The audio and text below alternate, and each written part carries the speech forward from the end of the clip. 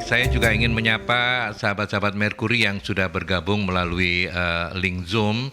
Izinkan saya untuk tidak bisa menyapa Anda lebih detail satu demi satu karena teknis saya tidak memungkinkan untuk bisa menjangkau laptop ini. Tapi terima kasih sudah berkenan untuk bergabung dan silakan kita terbuka saja diskusinya. Mulai sekarang kita boleh untuk berinteraksi mumpung ada Pak Fixer, ada Pak Samsul Arifin, anggota fraksi PKB DPRD Jawa Timur, daerah pemilihan Surabaya, dan juga ada Mas Agus Mutakin, Kepala Ombudsman Jawa Timur ya. Oke. Saya ke Mas Agus dulu. Mas Agus tadi sudah disampaikan oleh Pak Fixer. Di awal kita berdiskusi, saya membukanya melalui Mas Agus dan beliau sudah menyampaikan bahwa ya aplikasinya memang ada 167 kalau kata Pak Fixer ya. Dan ternyata Pak Fixer sudah menyampaikan bahwa dari sekian itu yang banyak internal kok. Yang langsung ke warga itu cuman ada beberapa adminduk, wargaku, dan itu dashboardnya sudah ada ya wargaku itu. Gimana tanggapannya Mas? Ya, berarti memang rumah besar semua aplikasi itu memang sudah terkumpulkan, disatukan di satu dashboard Wargaku ya. Mungkin yang menjadi catatan, jangan sampai aplikasi itu juga mengabaikan elementer terkait standar pelayanan, Pak. Standar pelayanan itu harus masuk dalam aplikasi. Karena begini, hasil survei kami tahun 2021 untuk yang di Surabaya ini pemenuhan standar pelayanan masuk hijau, sudah nilainya di atas 80-90 di atas itulah. Termasuk kepatuhannya itu relatif tinggi terkait pemenuhan standar pelayanan sesuai dengan Undang-Undang 25 tahun 2009 tentang pelayanan publik. Cuma di kota lain atau mungkin di kabupaten lain memang perlu ada semacam konsen terkait pemenuhan standar pelayanan. Karena standar pelayanan ini adalah hal yang elementer terkait aktivitas pelayanan publik yang itu diakses oleh warga. Di situ banyak komponen indikator yang itu membuat sebuah layanan yang benar-benar dibutuhkan oleh warga. Contohnya pemenuhan tentang apakah layanan terkait kependudukan itu gratis itu. Nah, di situ di dalam standar layanan itu dicantumkan bahwa produk layanan ini itu gratis. Nah, itu yang memang perlu menjadi konsen bagi pihak yang membuat aplikasi itu. Jadi memasukkan standar pelayanan dalam aplikasi. Kemudian soal pengaduan aplikasi yang disampaikan oleh Pak Fixer tadi kan disebut aplikasi Wargaku ya. Di aplikasi Wargaku masukan dari kami perlu ada semacam database pengaduan yang masuk ke aplikasi itu.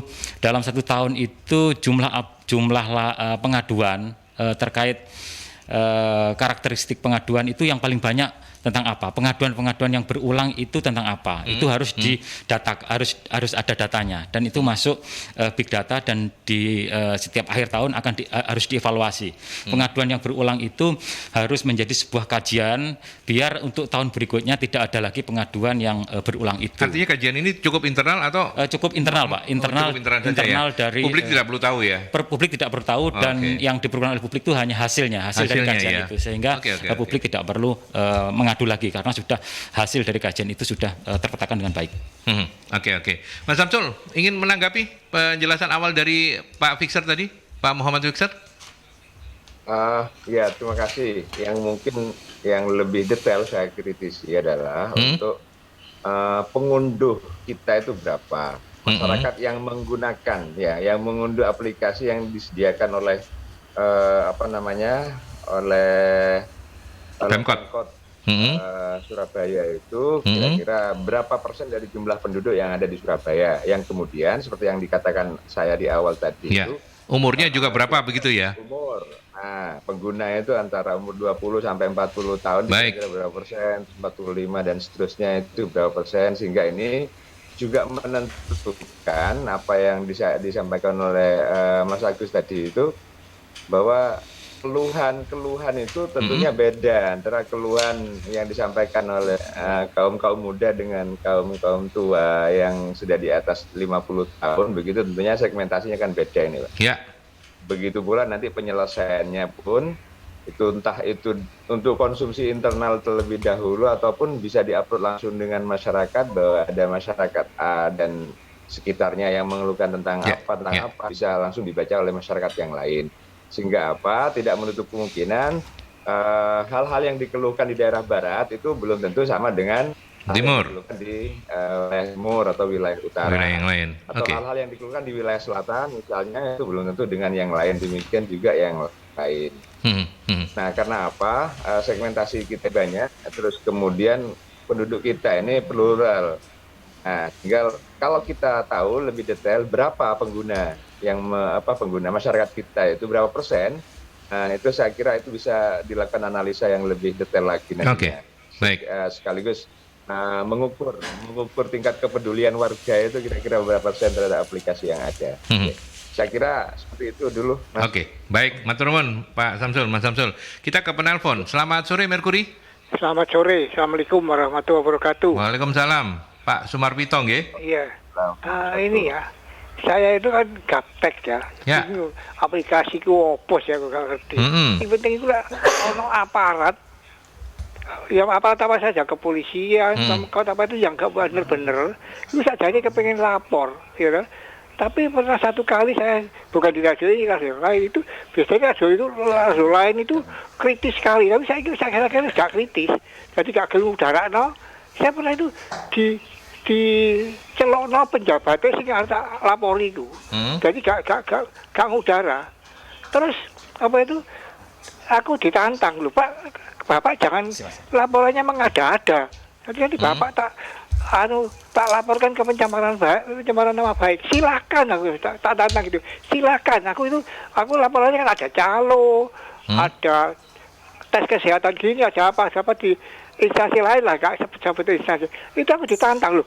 Oke, laporkan Mbak, ayo beradu di pengadilan, saya bilang gitu. Hal seperti itu kan kadang-kadang aplikasi dan lagi kadang-kadang orang mau lapor, kan sebetulnya saya itu mau lapor itu kan bener lah instansi itu nggak bener toh. Kan kadang-kadang kan saya pernah ngalami namanya gitu izin bangunan atau apa itu kan dulunya radio itu kritis, tapi sekarang enggak. Katanya, dan saya dengar katanya bisa ono tekanan teko instansi itu pokoknya ojo di udara nggak ada ini wes kok tak ae apa itu langsung laporan dengan aku lah. Tapi kadang-kadang orang ditantang seperti saya itu nggak berani jawab. Oh ya sudah kalau gitu. Terus kadang-kadang kalau itu ada calo gitu, calo atau apa gitu. Loh, Bapak kalau lapor calo itu nanti Bapak dapat hadiah. Aku nggak kepengen hadiah. Yang penting aku bener instansi itu. Baik. Nah, hal seperti itu lapornya piye? Kayak gak lapor interaktif, gitu. Ya, titik pertanyaan untuk Pak Fixer apa, Pak? Lah ya isa kok ya apa itu? Meres apa itu? Ojo ngandani yang gane radio swasta sing dulunya getol sekali interaktif, tapi saya kira melempem. Nah itu kan, iya toh, kan belum. Tapi kalau Merkuri enggak pernah, Bang. Kalau saya mau udara itu disaring di pertanyaannya apa sih diomong nih.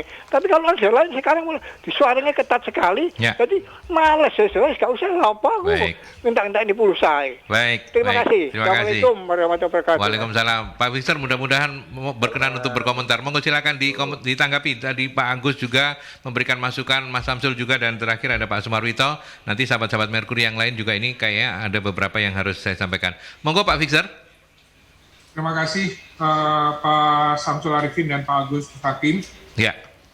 Benar sekali yang tadi disampaikan oleh Pak Agus. Ini punya standar pelayanan. Jadi di awal aplikasi itu sudah kita tampilkan. Saya ambil contoh seperti SSW Alpha ya. Itu sudah ada simulasi. Berapa kalau warga itu kalau mau ngurus IMB inilah, kita bicara IMB yang kadang-kadang menjadi polemik, yang kadang-kadang kemudian ada potensi penyalahgunaan gitu di situ. Karena di sini ada duit yang berputar ya, dari itu ada uang. Nah, coba selain mempermudah, jadi kalau ketika orang mengurus IMB, sekali mengupload seluruh persyaratan itu untuk dipakai semua perizinan. Berulang-ulang, warga tidak harus berulang-ulang mengupload lagi. Di pintu awal itu sudah diupload semua, dan kemudian secara basic memang kita sudah bisnis prosesnya seluruh proses itu sudah diambil oleh OPD. Kemudian itu juga membuat semacam simulasi. Jadi kalau warga ini mau ngurus izin, kalau punya tanah seluas 500 meter persegi, ingin bikin bangunan sekitar 300 gitu loh, dengan 3 lantai. Berapa sih biaya yang harus dikeluarkan? Itu sudah bisa warga itu masukkan sendiri itu rumusan-rumusan itu luasannya sesuai dengan gambar atau perencanaan yang ingin dibangun, dihitung sendiri akan keluar retribusi berapa yang harus dibayar. Kenapa kita harus begini? Ini kita buat di 2021 supaya ada kepastian. Kepastian besar biaya retribusi yang sah yang harus dibayarkan. Kemudian kita juga secara sistem itu ada notifikasi. Jadi warga ketika mengupload berkasnya, warga itu bisa kontrol proses izin saya itu sampai di mana, gitu. Kemudian secara internal itu sudah ada timer bagi setiap user, itu sudah ada kuncian waktu, batasan waktu. Karena kan kita ada peraturan yang memang dalam Perwali harus sekian hari, 1 hari harus selesai, 2 atau 3 hari. Kita kunci di setiap bisnis proses itu, di setiap proses berapa menit, berapa jam harus itu selesai. Ketika ini tidak selesai, maka laporan ini secara berjenjang sampai ke pimpinan. Efeknya di internal kita itu akan ada evaluasi kinerja. Jadi kemudian pendapatannya berkurang. Terus kemudian akan menjadi evaluasi kepada staf yang dan dinas yang selama ini prosesnya terlambat. Jadi kami bisa kontrol semua proses itu. Jadi kemudian kita bisa tahu berapa banyak sebenarnya kalau kami tidak sempat buka, berapa banyak sih perizinan yang diizin tahun ini. Ya benar, database itu kita miliki semua sebagai evaluasi kita. Lalu kita juga memberikan ada kolom saran atau pengaduan. Sehingga dari proses itu pun juga kita semua pihak itu bisa kontrol. Jadi saya ambil contoh ini ya, saya tadi sampaikan tentang proses aplikasi perizinan. Ada di wargaku, di situ kan ada pengaduan, ada pendidikan, ada kesehatan, ada kependudukan, ada perizinan. Nah, perizinan ini yang namanya sistem di kami itu SCC Alpha. Nah, saya ambil contoh tentang pengaduan.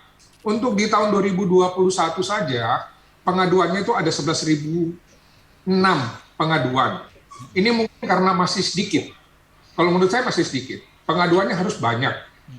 Kenapa? Karena ada keterbukaan, ada kemudahan, ada sarana yang kemudian siapa saja boleh menyampaikan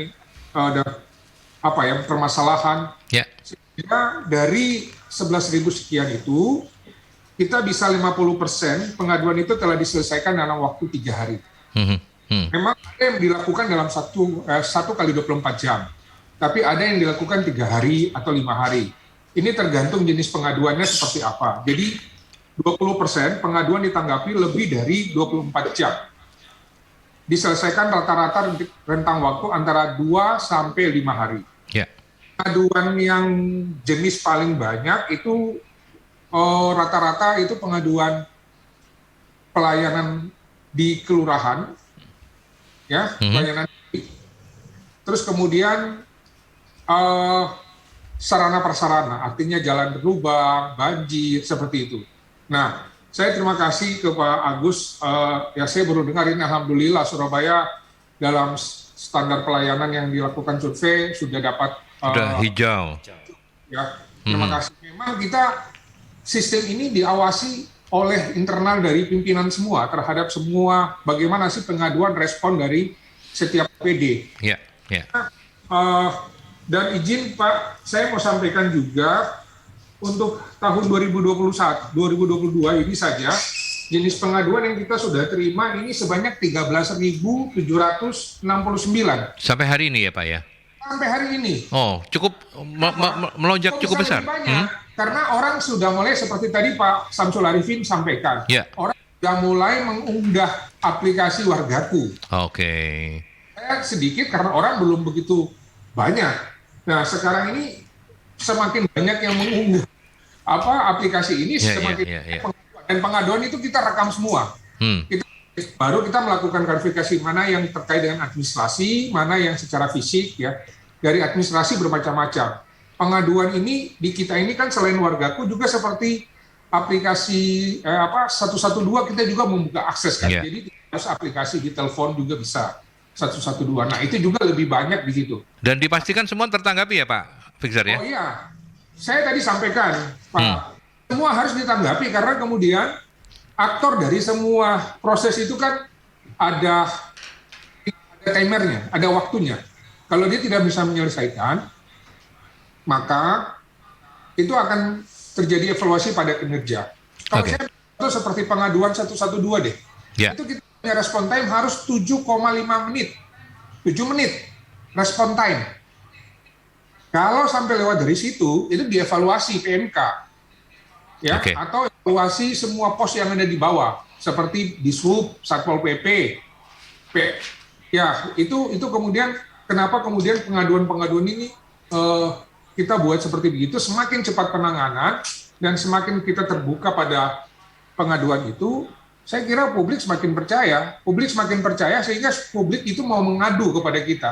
Kalau publik tidak percaya, dia tidak akan mengadu di sini, dia akan mengadu ke tempat lain yang kemudian ya akan menjadi sesuatu ya, kira-kira begitu ya. Ya, oke, baik. Sahabat-sahabat Merkuri, inilah saatnya untuk Anda memberikan masukan, begitu ya. Karena topik yang kita angkat hari ini bukan mengada-ada, tetapi memang sudah muncul sebagai sebuah keluhan beberapa waktu yang lalu. Benar Mas Agus ya, ketika banyak warga yang mengeluhkan banyak aplikasi, tambah bingung segala macam kayak begini. Nah, silakan sekarang saatnya karena kita sudah tersambung dengan Kepala Dinas Kominfo Kota Surabaya, memberikan masukan-masukan yang tentu saja harus konstruktif. Tapi izinkan Bapak-bapak dan sahabat-sahabat yang bergabung melalui Zoom, saya harus break kembali, kita ke pesan-pesan dulu.